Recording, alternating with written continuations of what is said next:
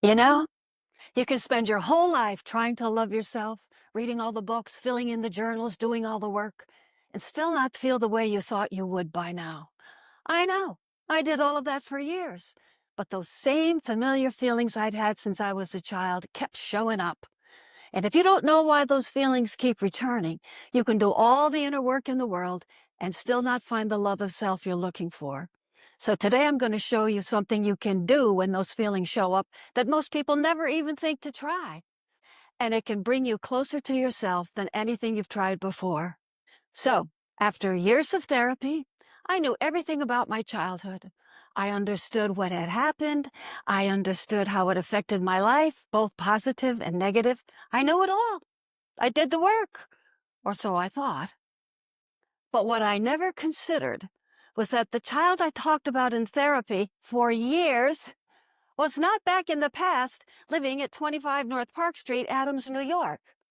Oh, no. She was living with me in my everyday life, hiding in plain sight all along. So when I talk today about the child that lives within all of us, I'm not talking about some psychological theory or something you'd read about in a book. I'm talking about a very real living part of you with a little heart that beats and lungs that breathe, who is alive and well, or not so well, living in your everyday life more than you ever realized. And even though each of us has our own child with her own little personality, she basically shows up in the same way.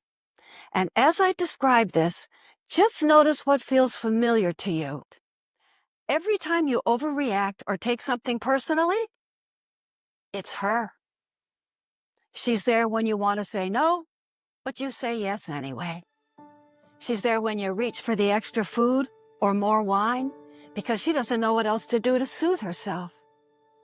And does this one ring true for you? She's there when you walk into a family gathering and suddenly, no matter how old you are, you feel like the same child you used to be in the family, not who you are now. And here's the part most people don't realize. 90% of the time, when we're not feeling good about ourselves, it's not coming from the adult part of you. It's coming from her. And those feelings are her way of showing you that she just got reminded of something that felt just like it did back there. So you may think you're done with the past, but the past may not be done with you. It's that simple. So here's what's important to understand. She's not having these feelings to make your life difficult. She's not a problem to deal with. You just have a child inside you who never learned that she was allowed to feel what she feels and still be loved. And because that little girl didn't get what she needed, she's still trying to find it today through your relationships, your reactions, and through that quiet little voice that tells you you're still not quite enough. So what does this ultimately mean for you as the adult? It means that if you want to get to the next level of self-love, you've got another child to raise. Now, I know what some of you might be thinking. Oh, come on, I've done that. I've raised my children. And you're right, you have. But have you done it with yourself? Have you raised you? Because she is the one child you have who's never stopped loving or needing you and never will. So here's the first truth you need to come to grips with. You cannot give her up for adoption. She's not going away to college, and you can't hand her off to someone else and say, here, you take her. Although, if you think about it, we do that all the time in our relationships. Here, you make her feel good. Now, did you just smile when I said that? Because I think you know exactly what I mean. But here's my point. She's yours for life. And here's why that actually is the best news you've heard in a long time. Because once you practice what I'm about to show you, you will feel a huge difference in your emotional well-being and in your life. You won't be reacting the same way, overthinking everything, or feeling overwhelmed by your feelings. But most of all, you will have the opportunity to experience a healing you didn't even know you needed. So I am really excited to share with you how to go about having a relationship with your inner child. But there's one thing you need to understand first, because without it, none of what I'm about to show you is going to work. You have to see that you and this child are not the same person. You are two separate beings. You are the adult, the good parent, the one who already knows how to love. And she's the child who will always remain a child. And as you'll see later, this is a good thing. So here's how the process starts. When I have a feeling that stays with me, even after I've said all the right stuff to myself, I know immediately this is not the 77-year-old adult self. This is the 5-year-old, and she's been triggered by something. So I do what any good parent would do when their child is hurting. I have a conversation with her, and so must you. And here's how I started. Get out your journal or any piece of paper because you're going to write down the conversation you're about to have with her. I write it like a dialogue, almost like a script in a play. You separate yourself by writing me and her, or adult and child. I usually write Connie and little Connie. And I start by asking her a question. And whatever I hear back, no matter what it is, I write it down. And just like you would do with a child, you keep asking questions to understand what she's feeling and why. Because anything you would say or do to comfort your own child when they're hurting, it's exactly what you do with her. So the example I'm about to show you came at the perfect time because I actually had to sit down and talk with her last week. I was going through a rough patch, feeling a little down. And no matter what I said to myself, it just wasn't going away. So I knew who I had to talk to. So here's the conversation I had, so you can see what it looks and sounds like. And you will hear the difference between me as the adult and her as the child. Because if she's a 5-year-old, she's got to sound like one. So I separate her from me by placing her about 5 feet in front of me. And just as if I were bending down and talking to a child, I then start our conversation by asking the question, "Hey, little one, is there something bothering you?" "Yes." "Well, what is it?" "I'm very sad." "Why are you sad?" "Because you leave me all alone." Now this surprised me. I was not expecting that. "Oh, how do I leave you all alone?" "You forget about me." "Oh, honey, why do you think that?" "Because it's true. All you do is work. All you do is sit and do your YouTube stuff all day and you don't even think of me anymore." And she's right. You know something? You're right. I have been too busy to pay attention to you, but I want you to know that it doesn't mean that I'm not here for you or that I don't love you.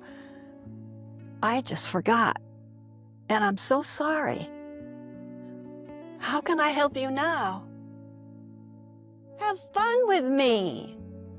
You promised a trike ride, and we don't go because it's too cold, or you've got too much to do, and I'm left alone. I am so sorry. But now that you've told me, I will do better. So what can we do to have a little fun together this week? Well, let's go for a trike ride, or just go outside. I miss being outside. I'm all cooped up in the house. Well, I promise that you and I will go outside and be in the sun and even take a trike ride this week, okay? And here's what I heard. Promise?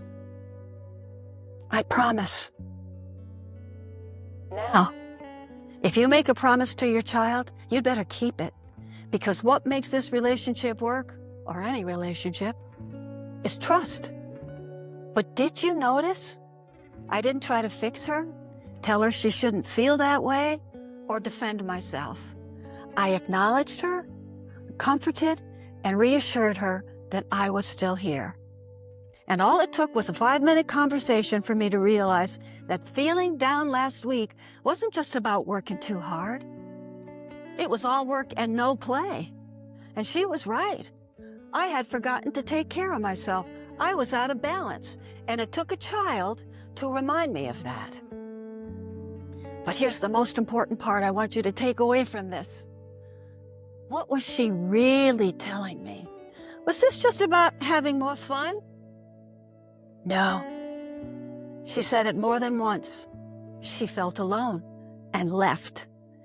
And that's the real reason those feelings came up for me last week. Because as a child, I was left alone quite a bit. And there were times no one was there to take care of me. And that's a scary place for a child to be. So what I learned from her is that rough patch last week wasn't just because I was working hard. It was because I was feeling alone and didn't recognize that I wasn't taking care of myself. Do you see how that works? Something in the present happens, you feel something, and then it touches something much older. And just so you know, having this kind of conversation may not come easily at first. It didn't for me. In fact, I felt really awkward and silly. And you may too, but it's part of the process. So if you sit down and don't hear much at first from her, that's okay. This is a relationship you're building, and it grows over time. I had to be consistent in my efforts to reach her. But here's what tipped the scales.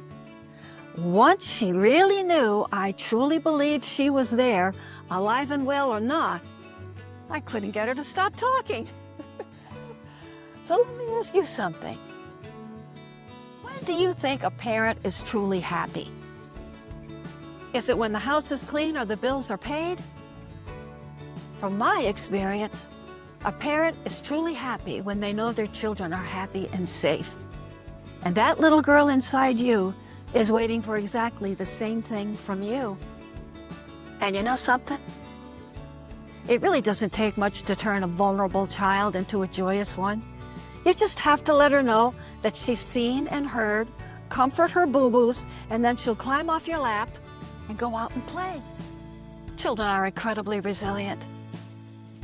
So for those of you who are ready to go deeper in how you love yourself, this is where that journey can begin. And I can tell you, after all the books and all the journals, nothing has come close to what these conversations have given me. It is the most honest and most healing work I've ever done. And not only has it made me a better psychotherapist, I've watched it change the lives of the people who were ready to go back and bring her home. I have learned more about love and compassion from little Connie than anyone else in my life, which is why there really is no one worth knowing more than her. And I wish you and your little one all the love you both deserve as well. Meantime, I've put together a playlist that will take you further into having a loving relationship with yourself. You'll want to watch this because YouTube thinks this is the best playlist to watch next. So I'll see you over there.